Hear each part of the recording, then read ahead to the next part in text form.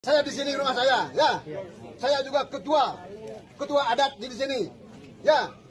Kalau saya turunkan masa apa yang akan terjadi? Makanya jangan ribut di sini.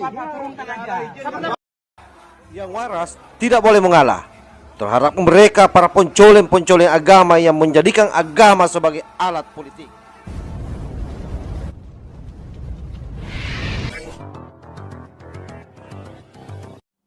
Assalamualaikum warahmatullahi wabarakatuh. Om Swastiastu, Namo Buddhaya, salam kebajikan.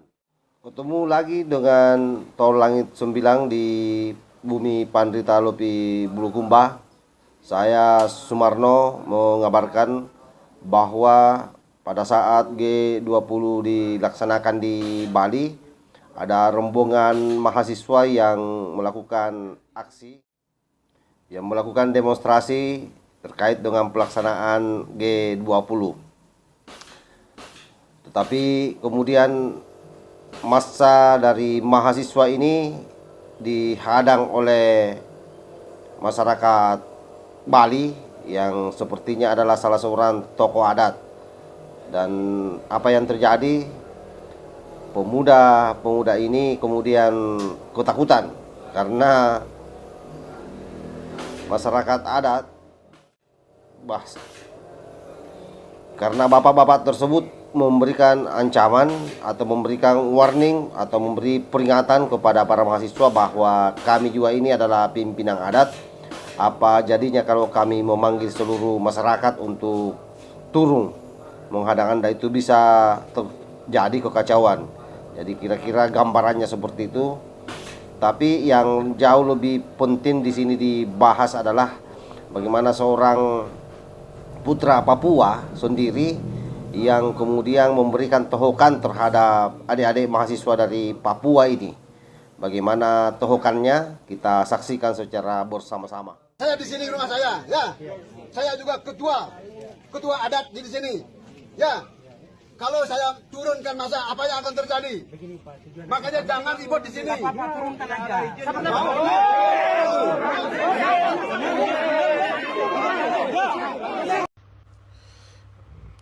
Apa yang sedang saat ini terjadi di Bali, saya sebagai orang Papua, saya malu. Saya punya alasan untuk berbicara seperti ini. Kenapa sampai saat ini saya kalau diajak untuk turun ke jalan untuk menyuarakan sesuatu atau demo, saya tolak. Karena saya lebih memilih untuk membangun karakter saya jadi baik. Karena saya punya sesuatu atau kegelisahan untuk membangun Papua. Jadi di saat karakter saya baik, saya yakin apa yang saya kerjakan juga nanti akan menjadi baik. Walaupun saat ini belum terlihat. Tapi kalau saya jadi orang baik, saya punya karakter yang baik, saya yakin apa yang saya kerjakan semuanya baik. Dan berdampak baik bagi apa yang saya tujui nanti. Sapu saran saja, mendingan daripada kamu turun ke jalan situ tidak jelas, mendingan kamu fokus kuliah, bangun karakter yang baik. Kamu bersyukur kamu bisa kuliah, terasa seperti banyak anak-anak di dunia-dunia lain atau di Papua sana yang tidak bisa kuliah. Kamu bersyukur kamu bisa kuliah baik-baik, bangun karakter yang baik. Di saat kamu karakter baik, nanti pulang ke Papua, kerjakan sesuatu untuk Papua, itu menjadi baik. Dan orang akan melihat sesuatu yang maju di Papua, sesuatu yang baik di Papua. Bukan dengan caranya seperti itu. Ya, itu sama saja kamu menyusahkan diri sendiri. Dan kamu seperti kambing yang ditarik ke kanan dan ke kiri. Terus hanya dikasih makan rumput tanpa garam dan vecin.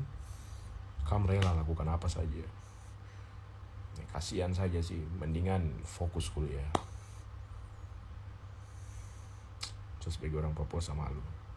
Nah, saya kira memang adik-adik mahasiswa dari Papua ini perlu banyak belajar, karena akhir-akhir ini memang Papua ini yang paling gampang dikompor-kompori oleh mereka-mereka yang ingin memang melihat negara kesatuan Republik Indonesia ini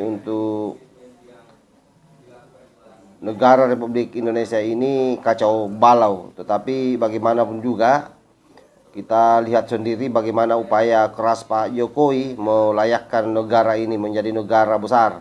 Sekarang ini kita ada di urutan ke-7 dan tentu tidak main-main. Kita tidak boleh menampik bahwa dijadikannya Pak Presiden Jokowi sebagai presiden dari G20 ini ini bukan prestasi kacang-kacang. Tidak boleh negara masuk di G20 kalau dia tidak masuk dalam daftar negara yang maju. Oleh karena itu, saya kira seluruh pihak harus bekerja sama bagaimana memberikan kontribusi yang terbaik di negeri ini, bukannya membangun keributan-keributan di mana pada saat ada tamu undangan yang seharusnya diberikan pelayanan yang baik, diberikan pelayanan yang maksimal. Justru ada yang memanfaatkan itu untuk membuat huru-hara. Ya, salah satunya demo tadi ini. Untungnya tokoh masyarakat Bali cepat turun tangan. Dan saya kira dengan turun tangannya tokoh-tokoh masyarakat Bali ini sudah sangat tepat. Kita tahu sendiri bahwa Bali ini adalah salah satu wilayah Indonesia yang memang terkenal dengan masyarakatnya yang sangat ramah, masyarakat yang memang terlatih melayani tamu dan tidak menginginkan pasti ada keributan. Karena ini akan sangat merugikan masyarakat Bali. Akhirnya kita bersyukur karena riak-riak dari adik-adik mahasiswa ini kemudian tidak melebar ke mana-mana. Dan saya kira awalnya mungkin ini akan dijadikan kadrung sebagai ajang untuk membuli lagi Presiden Jokowi bahwa masyarakat Papua menolak G20. Tetapi ya, disitulah kehebatan masyarakat Bali yang mampu menempatkan dirinya sebagai tuan rumah yang baik. Nah, inilah contoh bagi seluruh masyarakat Nusantara seperti ini. Kita harus bersatu padu membantu negara kita, membantu pemimpin kita. Karena ketika itu dilakukan, maka sesungguhnya itu juga membantu diri kita, keluarga kita. Sekali lagi saya sampaikan kepada seluruh halayak banyak, terutama rakyat Indonesia di manapun juga berada, agar senantiasa membangun kesejukan. Indonesia hari ini lagi ditatap oleh dunia sebagai salah satu negara yang insya Allah di tahun 2045 masuk dalam kategori negara 4 terbesar di dunia, atau 4 negara maju di dunia. Ya, kita support itu semua. Jadi jangan terpancing dengan bualan-bualan kadrung yang memang menginginkan huru-hara terjadi agar mereka mampu mencengkeram Indonesia ini dengan agenda khilafahnya. Wallahul muwaffiq ila aqwamit thariq. Wassalamualaikum warahmatullahi wabarakatuh. NKRI harga mati. Salam Nusantara.